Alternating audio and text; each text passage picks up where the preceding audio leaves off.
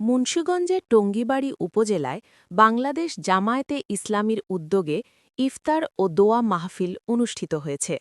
রমজান মাসের পবিত্রতা ও তাৎপর্য তুলে ধরে স্থানীয় নেতাকর্মী, ধর্মপ্রাণ মুসল্লি ও বিভিন্ন শ্রেণীপেশার মানুষ এতে অংশগ্রহণ করেন।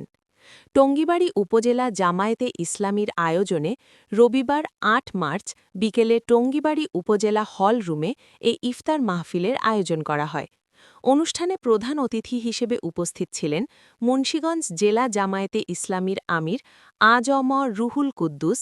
বিশেষ অতিথি হিসেবে উপস্থিত ছিলেন মুন্সিগঞ্জ জেলা জামায়াতে ইসলামীর নায়েবে আমির নুরুল হক পাটোয়ারি, জেলা কর্মপরিষদ ও শুরা সদস্য মাওলানা এ.কে.এম ইউসুফ। উপজেলা জামায়াতে ইসলামীর আমির মাওলানা হাবিবুর রহমান এর সভাপতিত্বে ও সেক্রেটারি মাওলানা ইকবাল হোসাইন এর সঞ্চালনায় আদর্শ শিক্ষক ফেডারেশন মুন্সিগঞ্জ জেলা সহসভাপতি মাওলানা এম.এ. বারী সহ উপজেলা ও বিভিন্ন ইউনিয়ন পর্যায়ের জামায়াতে ইসলামীর নেতৃবৃন্দ উপস্থিত ছিলেন।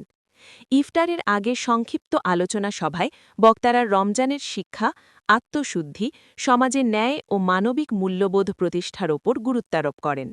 পরে দেশ, জাতি ও মুসলিম উম্মার শান্তি, সমৃদ্ধি এবং বিভিন্ন প্রয়াত ব্যক্তির রুহের মাগফেরাত কামনা করে বিশেষ দোয়া ও মোনাজাত করা হয়।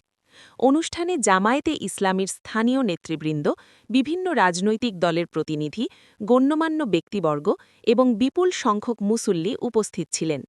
ইফতার শেষে সবার মাঝে সৌহার্দ্যপূর্ণ পরিবেশে খাবার বিতরণ করা হয়।